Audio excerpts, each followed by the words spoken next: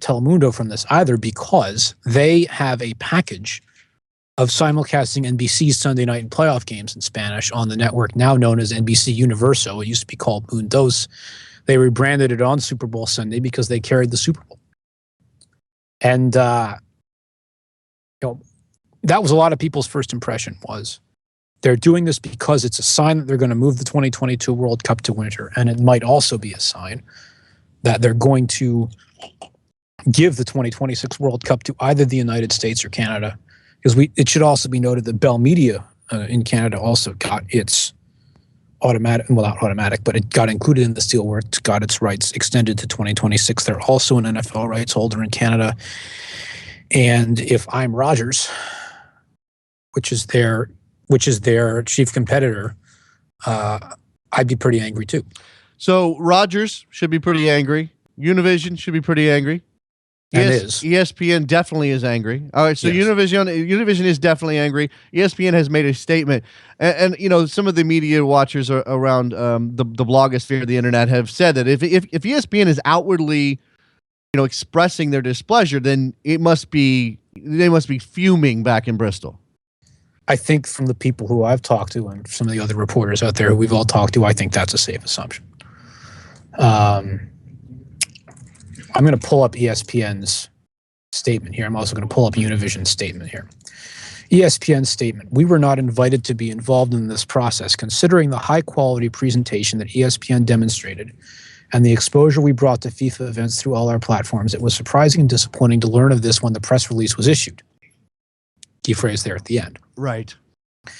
Univision statement: we were not invited to participate in the process and find it curious that FIFA would think keeping the #1 Hispanic media company in the U.S. out of a competitive bidding process is good for the growth of soccer in the U.S. Now, ignoring their shots fired at Telemundo there. Right. The key phrase there is competitive bidding process. Because if that 2026 World Cup is going to be played anywhere in North America, whether the United States or Canada, and you're not going to have an open bidding process, which I know that Univision was banking on in terms of getting back into the game, and they were ready to throw the house at a 2026 World Cup in the United States, and I suspect ESPN would have done the same thing. FIFA's leaving a lot of money on the table. Yeah, again, and it's not something that they normally do. And that gets us back to why. And just because they may be moving 2022 out of the normal summer window, it still doesn't fly, because one thing we know about FIFA is... it does for one reason. What's that?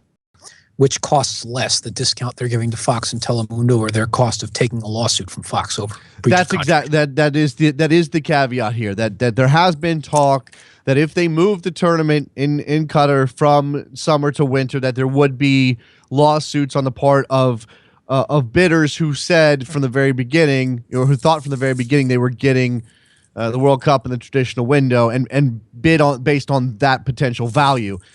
But at the same time, we come to a question here whether or not FIFA has an obligation to have a competitive bidding process when it comes to these rights for any World Cup.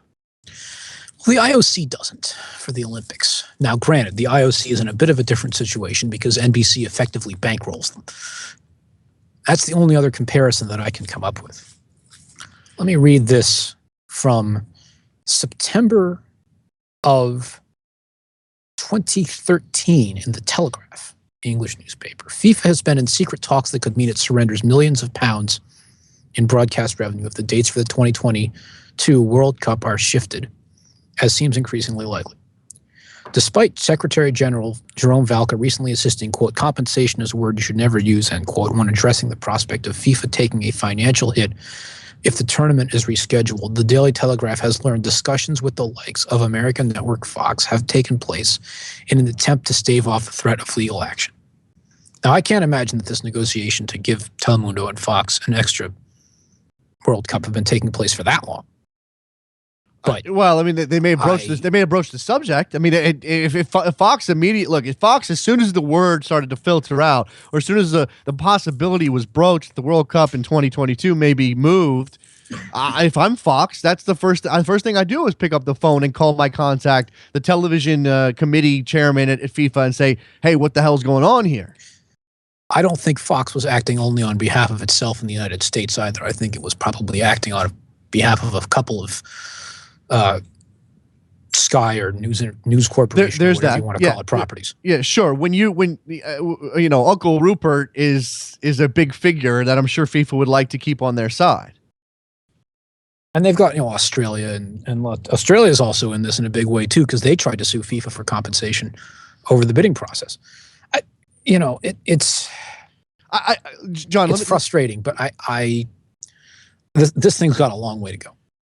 You mean in terms of the ultimate fallout? I mean, do you think there'll be a lawsuit on the part of again, what would the grounds be? I mean, is ESPN just going to have to take their lumps and move on? And we could talk about the ramifications on soccer in this country should ESPN decide that if they are going to be shut out for the next 3 World Cups, whether that impacts their ultimate spend on the sport. It might. That's a great question. But again, it gets. I was kind of proposing the notion of whether or not Univision or ESPN or any of the parties that were shut out here and were surprised to see the press release that said these rights have been handed to Fox and Telemundo and Bell, whether or not they do have grounds for any sort of lawsuit, or if that's. I don't think they do. I think if ESPN did, they would have sued the IOC by now. All right, I'm just not up on ESPN's interest in the Olympics, I suppose. But yeah, that seems to be a closed shop with NBC just rolling over year to year or Olympics to Olympics. Okay, so in terms of the fallout, in terms of what you think may or may not happen here, is there any chance that this is pulled back? Is there any chance that, again, we're still not to a resolution over Qatar and whether or not that World Cup's going to happen there necessarily? I mean, I expect it to, John. I expect it to. But what I'm saying is, at some point, somebody may file another lawsuit. At some point, the attention on the slave labor in that country could rise again. The international community could decide to get involved on some level. There could be, and I don't expect this, but there could be some sort of strife in that particular region that pushes FIFA to consider whether or not the World Cup there is a good idea. There could be a change in the FIFA presidency, although I don't necessarily expect that either. Right. One of the things to watch out for here is that I had read, I think Grant Wall wrote this, I forget exactly, that the bidding for 2026 is expected to take place in 2017. You would think that Sepp Blatter will still be in power at that point. Yes. If by some miracle he's not, then all kinds of things are on the table all of a sudden. But that's I think the only way anything really. If Sepp Blatter stays in power, he moves the World Cup to winner. He tells UEFA to get over itself and keeps giving out the money to CONCACAF and Africa and Asia and all that. It is a fascinating situation, but it's just simply based on the fact that again, FIFA looks like they're losing money on this deal, but at the same time, the reasoning seems to be that perhaps they'll be facing a lawsuit. Here's something that FIFA said in a statement to CNN after the 2026 announcement. FIFA aims to distribute the highest quality coverage of its international tournaments to as wide an audience as possible. FIFA constantly reviews and monitors global market conditions for sports media rights in order to make the best decision for each market. The agreement extensions announced on Thursday were the result of a detailed assessment of the market and discussions with the relevant broadcasters. Okay, sure. That's what ESPN flipped out on. Yeah, exactly. I mean, look, no one can stand here. No, if FIFA, I mean, this is ultimate BS. You can't stand there and with a straight face say that Fox has a larger reach than ESPN. That's insane. Okay, let's put this to the side. I got a caller on the line. I have no idea if they want to get in on this topic. If they don't, I'm gonna have to drop you. 417. Who's this? Hey, this is Al speaking. What's going on? Yeah, and well, my biggest problem I have with FIFA, I mean, it's starting to act like in my way, it seems like the FIFA is kind of taking the page of the NFL with all these little these television contracts and everything else, stadiums. I'm not and sure. revenue. I'm not sure what that means exactly. What do you mean? Well, what I mean is that look at the millions of dollars of stadiums that are being built. Like in Cup and everything else, and has displaced people and everything that FIFA maybe demands and everything. It's like the same situation in the NFL with cities who are trying to keep their teams, from moving to LA, okay. like St. Louis, I see. Oakland, and San Diego. All right, I think it's a good point, but I got to tell you what, the shrimp tastes real nice in that luxury box. Yes, there's that. I mean, again, I don't know where the ire is supposed to be. I understand ESPN being upset, John, rightfully so. I understand any other party who may have been lining up a bid for this tournament. I understand why they're upset. Should the fans be upset? Should we as common soccer viewers be upset? I don't know that it's worth the energy. I think that the burden remains on Fox to prove itself, and I know that they are chomping at the bit to show what they can do with the Women's World Cup and prove what they're made of. But I'm being photographed by my boss while I'm live on air. Awesome. That's good. And look, they are, and you know this probably better than I do, but having talked to John Strong a couple weeks back, and some of the things that they are certainly doing for their MLS coverage, they are making hires and doing things to line up. I mean, I'm not saying they're trying to copy what NBC did during their run, but they have hired some people that worked at NBC. They have done some things that should point people in the direction that they're putting it all in it. They're not going to half-ass this process, John. I think that's right, but if there are still a couple of things that they need to do that are independent of talent, but are done at high enough levels of the company that somebody's going to pay attention. And I hate to put it this bluntly, but I think it's still in a lot of ways true. If they really care about soccer that much, they need to get full distribution for Fox Sports 2. All right, there's certainly that. That is an element. I have it in HD. I know that not everybody does. I know there was a lot of concern over some of the FA Cup games this week. And look, as the Champions League broadcaster, if they're going to drop any of those things onto Fox Sports 2, then they're going to upset people, and they, as you said, they need to show that they are fully committed to this by not oh, look, we've got some soccer that's sport number 17 in our portfolio, but because of the nature of the events that they have, the World Cup being the biggest, but that's still 3.5 years away, but also the Champions League, also the FA Cup, now MLS coming in, all of these things kind of to coalesce into a situation where you really got to show us what you got. And I'm hopeful. They've got the Europa League on Thursday. That's right. And it's all on Fox Sports 2 and Fox Soccer Plus because it's bumped by NASCAR. Well, there you go. And if the Liverpool fans think that they're more powerful than the NASCAR fan base, I wish them all the best. NASCAR's taken some lumps over the past couple of years, but yes, they're not soccer and Liverpool not quite there yet. Jonathan Tannenwald from Philly.com. Follow him on Twitter at The Goalkeeper for media stuff, but for other things as well. His Games to Watch column every Friday is an excellent read or an excellent guide to what you should be looking at. Good discussion on the CBA negotiations as those continue, and anything related to Philadelphia Union angst is John's Twitter feed. It's a good place to go. John, appreciate your time. I'll leave you with this from NBC. Okay. We were offered the opportunity to extend our Spanish language rights for another cycle. And we were happy to be able to complete the transaction. That's it. That's it. If somebody knows something more here, do you just and I know I've already given you your out, John, but since you mentioned this, if you're Fox, if you're Telemundo, if you're Bell, when FIFA calls you up and says, "Hey, we want to discuss giving you, extending your rights into 2026," do you just take that? You don't look the gift horse in the mouth? I don't. All right. I guess that's true. It's the World Cup. Thanks a lot, John. Appreciate the time. You're welcome. All right. There you go. That's Jonathan Tannenwald from Philly.com. The Goalkeeper on Twitter. Let's take a break. When we come back, open up the phone lines, get that Twitter machine going. Anything that you want to talk about, jump in now. 347-756-6276. Soccer Morning. World Soccer Talk. Don't go anywhere. When you desire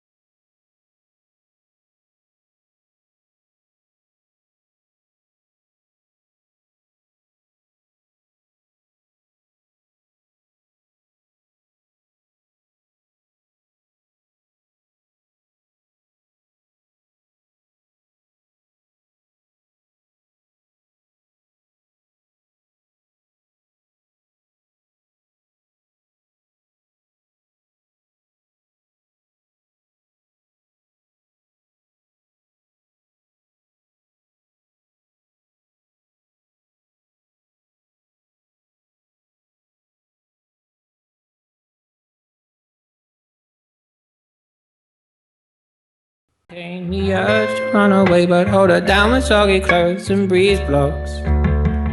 Shivers in your fevers, greet me again. Never kisses, or do you ever send a full stop? Welcome back to Soccer Morning on backheel.com with Jason Davis. David's on the line here on Soccer Morning. What's up, David? Hey, Jason, a totally different direction here, but I just happened to stumble upon something last night, and I wanted to share it with everyone. If you get a chance, go out to YouTube. There's the actual interview. Someone's put it up there, and maybe it's been out there for a while, of English managers, old English managers, Don Revy and Brian Clough, in a TV interview that they did, where they're basically going at each other. Yeah, it's a very famous moment that was right. dramatized in The Damned United. Right.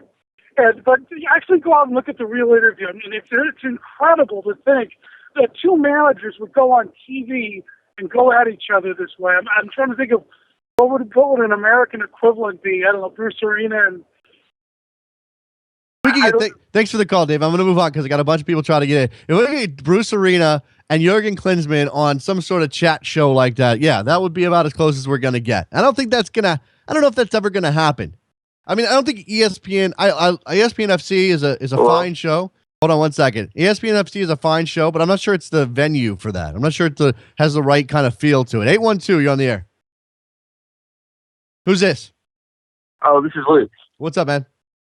I'm just wondering, what do you guys think about, I heard something about, like, will there be a relegation promotion system between the NASL, USL, and the MLS? What do I think about said system? Yeah, it works really well in England and all the other places. Luke, it's a long, long way away. Let's say it like that. Again, restated. Okay, I enjoy pro rel. I would love to see promotion and relegation happen in the United States. But if we're talking about, like, in terms of practical terms and the people that are in charge of the teams in this country, it's a long way off. And look, this causes some people to be upset at the powers that be. There's typically the MLS owners and Don Garber, who are adamant that they don't want promotion and relegation. And, you know, I don't necessarily have a problem with being upset at those people, but remember that they're the ones that have dropped millions and tens of millions of dollars on trying to make MLS a success in this country. To ask them to put their teams in jeopardy of going down a division where suddenly your attendance goes from 20,000 a match down to 7,000 or 8,000 a match, while there's also questions of infrastructure and stadiums for the teams that are coming up. All of these things are part of the discussion of whether or not it could ever work. And again, I think it may happen, but it's going to be a long way away. Yeah, I see what you say. That makes a lot of sense. But yeah, I don't honestly myself. I don't care, but I appreciate the call. And look, let's be fair about this. There are people make value judgments over whether or not promotion and relegation is a better system than the way that MLS does it, which is obviously with a closed league of 21, 22, 23, 2018, whatever we're going to get to eventually. And I don't know that one is inherently better than the other. You create drama at the bottom of the table in Europe with relegation. You create drama at the top of the second division with promotion. And I guess that's where ultimately what we're talking about is whether or not the second division, and we've talked to Bill Peterson of the NASL and Tim Holt of USL in recent days, last week. And the question for both of them as they lead their leagues through the American soccer wilderness, is whether or not they can convince their fans that supporting the team to just win that league is enough. Bill Peterson has put it out there that he thinks creating that drama at the top and the ability to move up is inherently important to drawing attention to those second and third division teams. Again, it's a matter of whether or not MLS is ever going to open it up. I mean, that's it. You can do pro rel between USL and NASL. I don't think that's going to happen. They don't like each other very much. That's the other practical issue here. Nobody in American soccer likes each other very much. It just doesn't happen. Bill Peterson says that he has a fine relationship with MLS, and I don't doubt that he has a cordial relationship with MLS. But don't forget that it wasn't more than 5 years ago that USL, at the time, USL 1, and a group of owners that were in that league split into what eventually became USL Pro and the NASL. So to ask those people to get together, sit down at a table, hash out a way for teams to move between divisions, it's a big ask. I'm talking about needing federal mediators. I don't know if they could do the job. And both of these leagues, each of these leagues has a different idea of how to run their competition. What way is the best way to market their teams, et cetera, et cetera. And look, this is inherently part of the problem with American soccer not having a culture that extends back 100 years the way that England's does, or Italy's does, or Spain's does.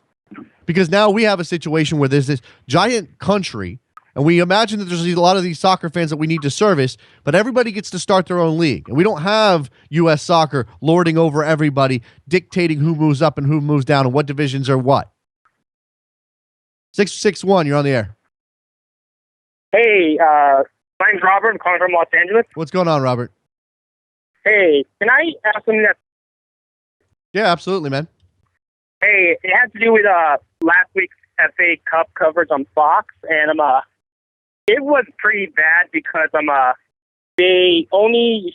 like Eric Ronaldo and Alexis and Ross Stone were only on for one game, and then after that, they pretty much forgot about it. It's very different from what, NBC does.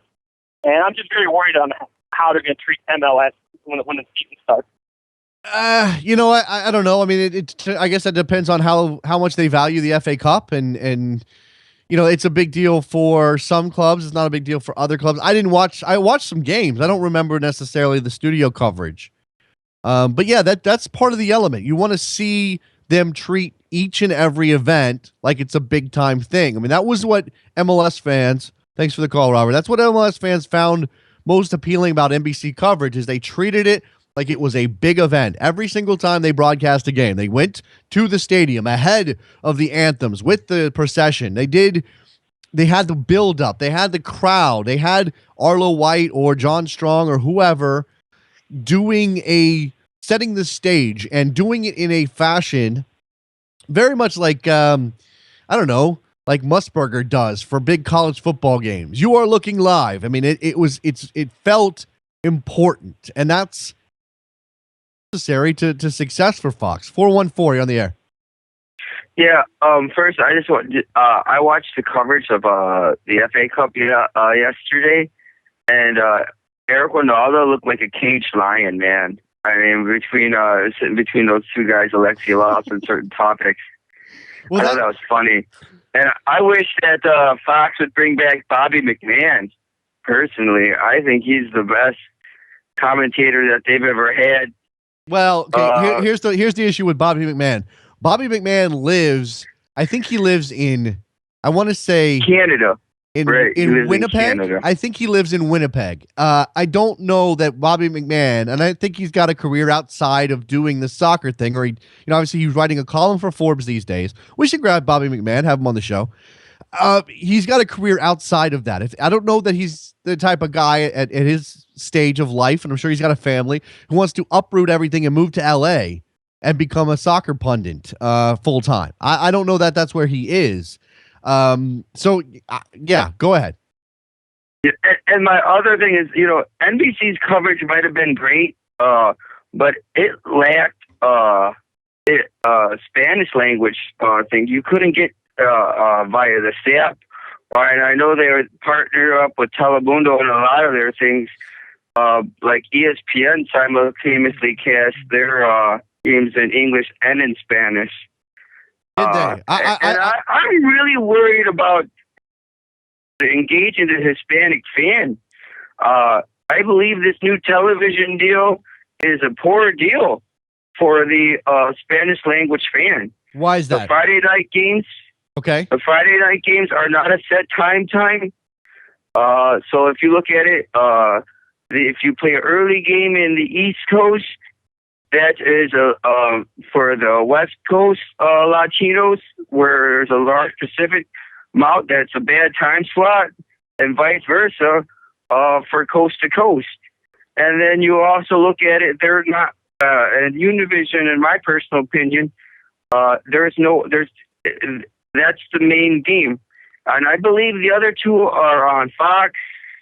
They're going to simultaneously cast, I believe, on Fox and ESPN. But those aren't traditional channels. And then those aren't traditional channels that they're used to watching soccer in. And so I do believe that you're going to see maybe a hit on Spanish language fans. And if you look at it, who's getting the best television ratings right now in soccer, regardless of language here in this country? And then you also look at the lack of diversity that every single network has when it comes to their soccer coverage. What do you mean by lack of diversity? There's a lack of people of perspective, in my personal opinion, on Fox and on ESPN in English. You mean like people of color? People of color. I see what you're saying. For example, look. I'm not gonna go out here and tell you that you got to change the way you think, but you know how many times I've heard Stevie Nicol talk about, well, the EPL has a diving problem. We're not a Latin American soccer league. But what if somebody said to Stevie Nicol that, hey, British players, that's not intensity. That's dirty. No, I agree. British players I are agree. dirty. Look, but that's how would Stevie Nicol would act if he would have heard that? He'd probably agree with you on some level. I'm going to move on. I appreciate the call, man. Look, there's a lot of perspective there. It's a lot to swallow. Whether or not there's diving and dirt, whether or not British football is dirty and Latin football is about diving and simulation, those are matters of perspective. And how much you accept of that in the game is a matter of perspective. And that's why, look, I'm glad that we have different cultures and different styles and the game can be that rich. Otherwise, it'd be boring. 856, you're on the air. How you doing, Jason? Who's this? JP from New Jersey. What's going on, man? Back to what you and Jonathan were talking about with like ESPN affecting the coverage of soccer. If they don't get the World Cup, I feel like it will affect how they cover the sport. Because look at how like they affect since they don't cover NHL hockey anymore, they really don't put that much of that sport out there. You know what I'm saying? I don't watch as much Sports Center as I used to, but I've seen an uptick in their, at least the highlights that they're doing for the NHL. Maybe I'm wrong about that. People who watch the NHL and watch ESPN can tell me if I'm wrong, but it certainly seems like there's a regular amount of NHL highlight package stuff on ESPN and on Sports Center.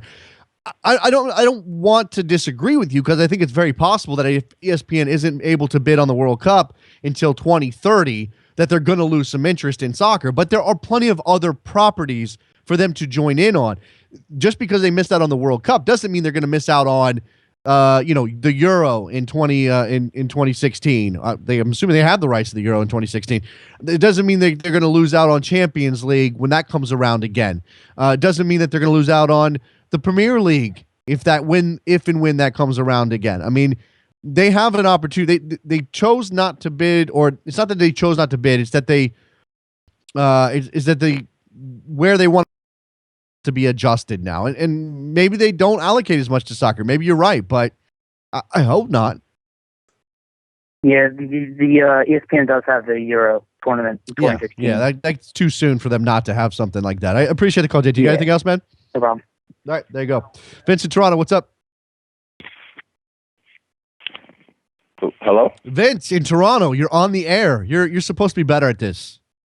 No, I'm sorry. Jason, how are you enjoying your winter wonderland over there? It's nice. It's nothing compared to what you deal with every single winter. So I'm not going to complain, Vince. It's funny. People are complaining about snow. In the Northeast U.S. We haven't had any snow here in Toronto. It's been more of like a frozen wasteland, if you will. Well, hey, look, I can deal with snow, I think, better than frigid cold. I'm talking about and I know you guys use Celsius up there. Whatever 5 degrees Fahrenheit is for you, that's the worst. I can't deal with that day in and day out. If it's 28 with some snow, okay, I'm cool. Yeah, it's not the cold itself; it's the wind that kills you. But we need that winter schedule, right, Jason? Yes, we do. What's on your mind soccer wise, Vince? With this whole 2026 World Cup thing going, with Fox, getting the rights to it. It's interesting because that World Cup is going to be is most likely, assuming 2030 goes to South America, because that is the centennial or what have you. It's going to be in North America, and so obviously, had there been a bidding process, that it would have been all out war for those rights, just as much as the tournament itself, right? Because that tournament's going to be fought over by the U.S., Mexico, and Canada. And so, of course, it's one thing to get gut punched, when it comes to bidding for these rights for any World Cup, but to have it happen when that particular World Cup is going to be where you are, right? Where these networks come from, and their home continent, if you will. Yeah. It adds a more subversive text to it when it comes to what exactly is going on, right? Because the U.S. got screwed out of 2022. And now, this whole 2026 thing happening. It'll be very interesting to see what happens. I mean, I just wanted to put that out there. I find that very interesting. I think you're adding something. I mean, certainly John mentioned that there is an element of extra shadiness to this if 2026 lands in either the U.S. or Canada, and I think that's a very good possibility. Thanks for the call, Vince. 301, you're on the air. Turn the show down. Who's this? 301. Who's this? All right. Fix your all right. Radio up too loud or podcast up too loud. I apologize for that. On that note, I think it's time to roll this episode of Soccer Morning up. It's been a good one. Thank you very much to Eric Gomez. Well, let's try one more time. We'll give them one more chance. 301. Who's this? Who's there? Anybody there? No. All right. That's going to do it for us. What a way to go out. Thank you very much to Eric Gomez and Jonathan Tannenwald for their perspective today. Make sure you go to iTunes, give us a rating and a review on the show. It helps us out a lot. World Soccer Talk. That's the new home of Soccer Morning, where you can catch the show live every Monday through Friday, 10 to 11 to something Eastern. That's when we're on the air. All right. Well, thank you guys very much for listening. What else? Am I missing anything, Trev? I need to know. Am I missing? I at this point, I feel like with those 2 phone call failures, I'm swimming in a sea of whatever. All right, that's it. I'm done. I'm out. We'll be back tomorrow. Join us then. Soccer Morning, World Soccer Talk. Later.